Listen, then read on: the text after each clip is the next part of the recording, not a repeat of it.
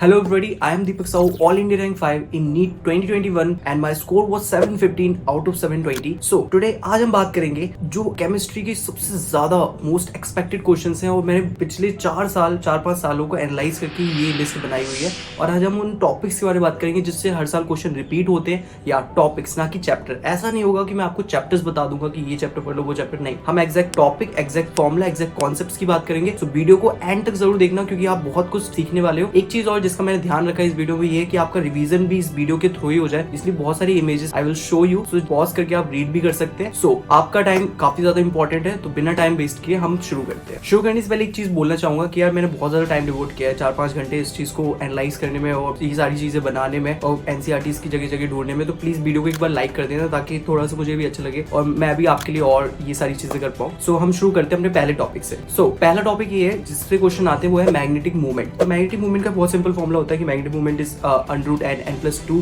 Bore magnetron. So basically n is number of unpaired electron. बहुत simple question होता है, हर साल इससे क्वेश्चन आता है। एक स्पीसीज दी जाती है जिसमें अनपेयर्ड इलेक्ट्रॉन होता है, अनपेयर्ड इलेक्ट्रॉन काउंट करो, फॉर्मुले में पुट करो, आंसर निकालो, 4 नंबर पाओ। That's very simple. Coming to the next topic that is spontaneity. Spontaneity के एनसीईआरटी में सिर्फ 3-4 पेजेस है, आप उसे अच्छे से रीड कर ले और जो डेल्टा यू, डेल्टा एच इनका जो रिलेशन है उसके फॉर्मुला उसको एक बार देख ले, उससे क्वेश्चंस बनते हैं। और एक बहुत इंपॉर्टेंट चार्ट एनसीईआरटी में दिया हुआ है तो वो मैंने यहाँ पे शो किया हुआ है, इसको आप एक बार देख ले कि किस टेम्परेचर में रिएक्शन फीजिबल होगी, रिएक्शन फीजिबल नहीं होगी। That is very important, just look at it. So our third topic is zero order and first order reaction. तो इसमें कुछ ग्राफ्स वगैरह हैं, कुछ फॉर्मुलेज हैं, बहुत लिमिटेड फॉर्मुलेज हैं, यूज करना आना चाहिए। That's it. मैंने आपको ग्राफ एंड फॉर्मुलेज दोनों शो किए हुए हैं एंड ये बहुत ज्यादा सिंपल होता है, आपको बस वैल्यूज पुट करनी है एंड आंसर निकालना है। So our fourth topic is related to Bohr's model and de Broglie wavelength. तो ये सेम टॉपिक फिजिक्स में भी आता है और सेम यहाँ पे भी है।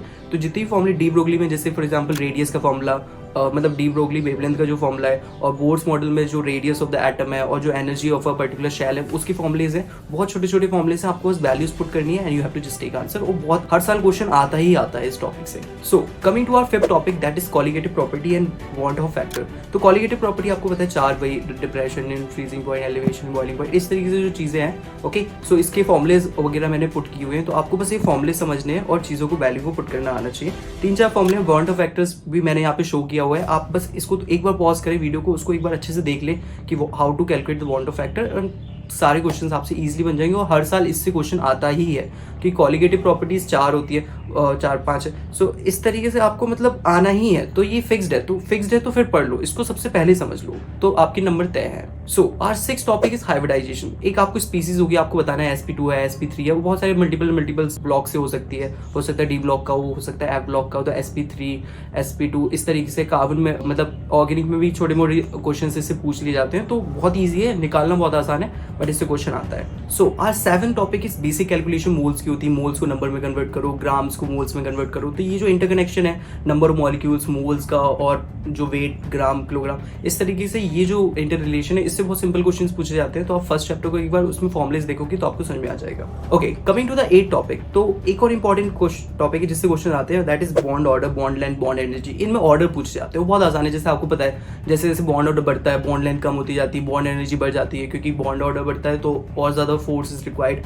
उसको और ज्यादा एनर्जी इज रिक्वायर्ड उसको ब्रेक करने के लिए। तो बहुत सिंपल से कॉन्सेप्ट्स हैं, आपको बस निकालना आना चाहिए और बहुत ईजी क्वेश्चंस आते हैं इस पे। ओके, सो हमारा 9th टॉपिक है एक्टिवेशन एनर्जी। तो ये जो मैं आपको ग्राफ शो कर रहा हूँ इससे कई सारे क्वेश्चंस बनते हैं, कई सारे थ्योरेटिकल भी बनते हैं और न्यूमेरिकल तो नहीं बनते, बट इससे थ्योरेटिकल क्वेश्चंस बनते हैं। So activation energy is very important. Coming to the 10th topic that is Dalton's law partial pressure. बहुत ईजी सा होता है, मतलब इंडिविजुअल गैस का pressure is the total pressure और इस पर PV=nRT लगा के आप इसको एक्सटेंड कर सकते हैं। So coming to the 11th topic that is polymer and monomer की नेम्स आपको याद होनी चाहिए। फॉर एग्जाम्पल कोई पॉलीमर है तो उसका मोनोमर क्या है। तो एक लिस्ट है एनसीईआरटी में, आप देखोगे क्लास 12 पार्ट 2 में आपको पॉलीमर चैप्टर मिलेगा, तो उसमें एक लिस्ट बनी हुई है। तो आपको बस सबके पॉलीमर्स की जो मोनोमर्स के नेम है वो आपको याद कर लेने, ऊपर से देख लेने, लास्ट मिनट में आप ये रिवाइज कर सकते हैं। जो 12th टॉपिक है उसमें ये है कि जो इनऑर्गेनिक में ट्रेंड्स है, लेकिन ट्रेंड्स में वो नॉर्मल ट्रेंड नहीं पूछते हैं इनऑर्गेनिक में, वो पूछते हैं एक्सेप्शन वाले। जैसे फॉर एग्जाम्पल कुछ एक्सेप्शन एल्यूमिनियम वाली मतलब बोरॉन वाली फैमिली में, कुछ बाकी उसमें जो मतलब जो एक्सेप्शन वाली चीजें, तो आप क्या करें, आप जो भी रीड करें तो उसमें जो एक्सेप्शन चीज है वो आप अलग से पिन पॉइंट आउट कर लीजिए। तो एक्सेप्शन के ट्रेंड्स पूछने की प्रोबेबिलिटी ज्यादा है। जैसे किसी की डेंसिटीज में एक्सेप्शन है,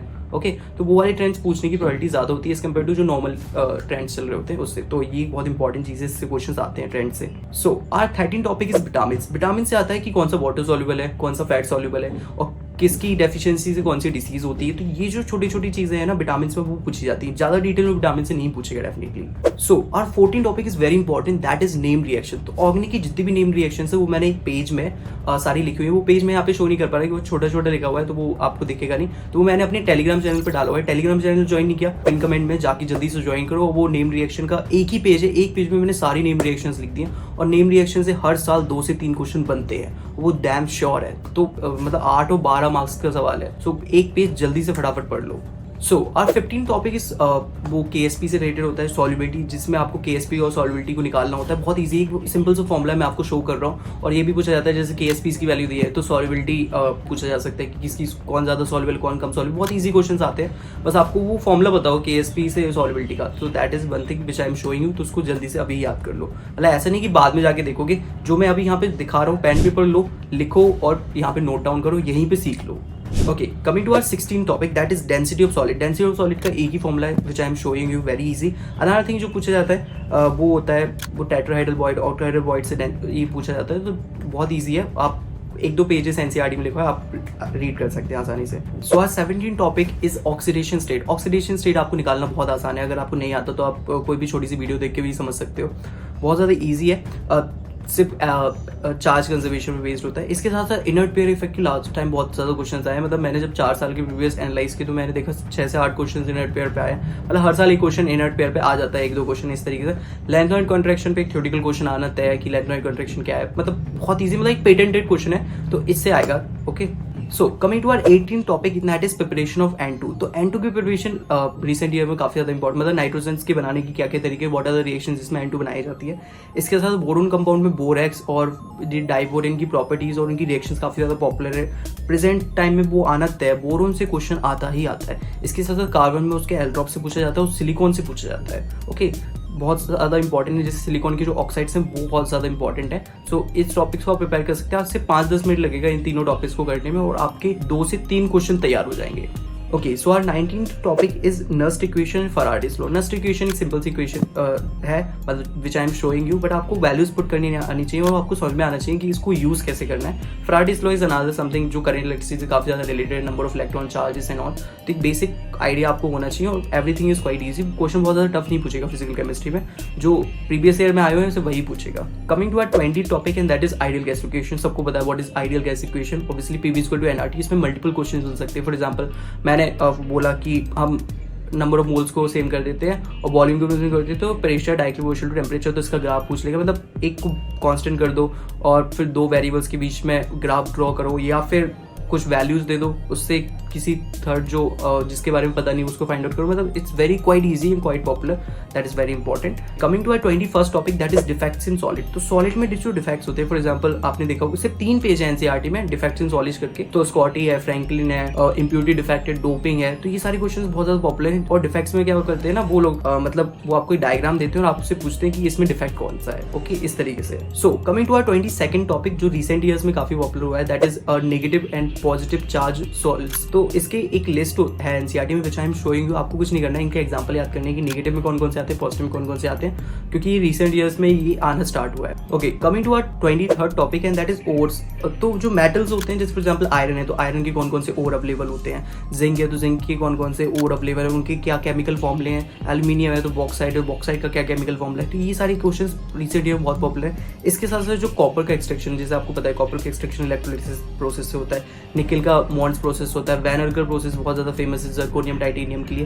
तो ये जो नाम है ना फैंसी से वर्ड, मॉन्ड्स प्रोसेस, वैन अर्गर, ये वर्ड्स पूछे जाते हैं। मैच द फॉलोइंग में पूछ सकते हैं, स्टेटमेंट में पूछ सकते हैं, तो आपको ये पता होना चाहिए। Okay, so coming to our final topic and that is 24th। तो इसमें SN1 SN2 रिएक्शंस थ्योरेटिकली पूछा जा सकता है, कौन सी रिएक्शन कब SN1, कहाँ पे SN1 होता है, कहाँ पे SN2 होता है, ये भी पूछा जा सकता है। रिएक्शन पूछा जा सकता है। इसी के साथ एलिमिनेशन में E1 E2 रिएक्शंस क्या होती हैं उनसे पूछा जा सकता है। अगर आप ये नहीं भी कर पाए कोई बात नहीं, आप बाकी टॉपिक पे फोकस करें। ओके, सो मैं आपको एक चीज़ बता दूं, मैंने आपको जो यहाँ पे 24 टॉपिक्स बताए, उसमें से मैं ये नहीं कह रहा कि सबसे क्वेश्चन आएगा, बट मैं ये जरूर कहूँगा कि उसमें 15 से 20 टॉपिक से क्वेश्चन आएगा। तो 15 से 20 या फिर और भी ज़्यादा क्वेश्चन आ सकते हैं, क्योंकि एक टॉपिक से 2 क्वेश्चन भी आ सकता है। ओके, सो इस तरीके से देखा जाए तो आपके 75 से 80 प्लस जाने के चांसेस बहुत ज़्यादा है सिर्फ इन्हीं टॉपिक्स में। सो अगर देखा जाए तो आधे से ज़्यादा केमिस्ट्री तो हो ही गई है। एक टाइप से आधे से ज़्यादा केमिस्ट्री काफ़ी ज़्यादा प्रिडिक्टेबल है। तो आपको कुछ नहीं करना है, जो टॉपिक्स बताया है जाना है, हर टॉपिक को थोड़ा थोड़ा टाइम देना है, उनके फॉर्मुलाज को समझ लेना है, एक दो क्वेश्चन ट्राई कर लेना है और दैट इज इट। और आपका हो जाएगा, आप काफ़ी अच्छा परफॉर्म करोगे। So thank you so much guys for watching it. Please do like and share and subscribe. Thank you so much and all the very best for your NEET exam.